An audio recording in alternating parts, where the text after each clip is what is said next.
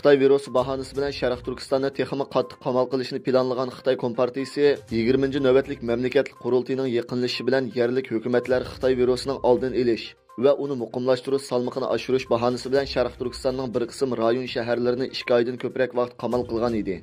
Xitoy hukumati ochiq shaklda virusni nolga tushirish siyosatining mag'lub bo'lganligini, shundaqla qurultayning oldida yaxshi muhit yaratish kerakligini jakarladi.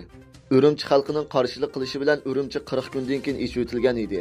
Biroq bir necha kundan keyin, ya'ni 10-oyning 4-kuni qayta qamal qilingan va hech kimning shahar atlab chiqishga ruxsat berilmaydiganligi uqtirish qilingan.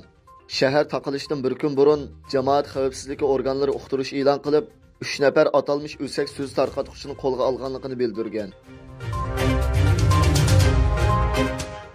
Amerika ovozining xabarida bildirilishicha, kishilik huquqni kuzatish tashkiloti va boshqa 54 kishilik huquq tashkiloti 5-oktyabr Birlashgan Davlatlar Tashkiloti kishilik huquq kengashiga a'zo davlatlar va kuzatuvchi davlatlarning tashqi ishlar ministrlariga xat avatib, Birlashgan Davlatlar kishilik huquq kengashini qo'llashni talab qilgan.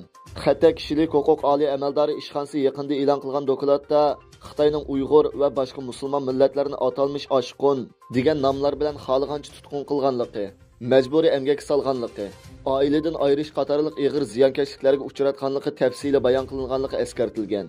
Xatda yana Xitoy doiralarining Uyg'ur va boshqa musulmon millatlarini sababsiz tutqun qilib, muddatsiz tutib turganligi, turma va lagerlarda mahbuslarning duo tilovat qilish yoki o'z tilini ishlatilishi cheklanganligi, turmadagi kishilar qiynash va boshqa nachar muomalalarga uchraganligi, Birlashgan Davlatlar Tashkiloti kishilik huquq oliy amaldori ishxonasining dokladida Xitoyning bu qonunga xiloflik qilish qilmishlari xalqaroliq jinoyat bo'lib, insoniyatga qarshi jinoyat bo'lishi mumkin deyilganligi bayon qilingan.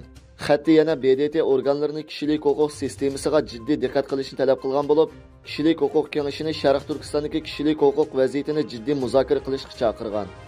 Xatning oxirida garchi Xitoy xalqaro jamiyatga atalmish kishilik huquq dialogga va'da bergan bo'lsa-mu, ammo Xitoyning oliy amaldori ishxonasi yaqinda e'lon qilgan dokladni bostirish va uning mazmunini muzokara qilishning oldini olish uchun barliq tirishchanliklarni ko'rsatganligi, Xitoyning bu urinishi muvaffaqiyatli bo'lsa, bir davlatning kishilik huquq vaziyatining xalqaroning nazorat qilish tarafidan o'tmagan bo'lib qolganligi, kishilik huquq kengashining tuzum va tartibga bo'lgan ishonch yo'qolganligi, hech qanday cheklamaga uchirmagan Xitoyning Uyg'ur va boshqa musulmon millatlarni bostirishni cheklamasiz davom qilganligi bildirilgan.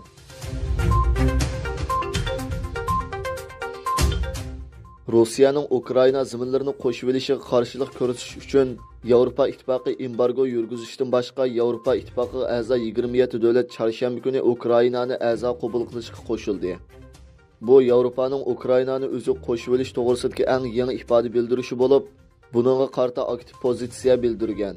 Rossiya 2-oyda Ukrainaga tajovuz qilib kirgandan 4 kun keyin Ukraina Yevropa Ittifoqiga qo'shilishni talab qilgan. 6-oyning 23-kuni Yevropa Ittifoqi Ukrainaga bu harakat Rossiyaning Ukrainaga tajovuz qilgandan keyin Yevropa Ittifoqining sharqqa kengayish kengaymasligidagi maydonidagi zo'r o'zgarish deb qaraldi. Qatarning 2024-yillik Dunyo lo'nqisi futbol musobaqasini havo tangshiguchlik maydonlarida o'tkazishi xalqaro jamiyatda kuchli inkas qo'zg'agan edi. Buningga ergashib Saudiya Arabistonning 2029-yillik Osiyo qishliq tanarkat musobaqasini 5-oktyabr o'tkazilganligi to'g'risidagi xabar xalqaro jamiyatni texmi hayron qoldirdi. Qumliqda qarta ilish maydonlarining qurilishi muhitga og'ir darajada ziyon elib keldigan bo'lib, uningdan boshqa xalqaro kechirim tashkilotining Fransiya tarmoqi bu to'g'riliq Twitterda tantarbiya tashkilotining sohibxon davlatning kishilik huquq masalasiga sal qarag'anligini aybladi. Muhit omilidan boshqa Saudiya Arabiston, Qatar va boshqa davlatlarning kishilik huquq xotiralari doim xalqaro kishilik huquq tashkilotlarining tanqidiga uchraydi. Bu 2024-yildagi Qatar futbol lo'nqisi, 2029-yil Saudiya Arabiston qishliq tanarkat musobaqasi kishilik huquq xalqaro tantarbiya tashkilotlariga nimadan derak berdi?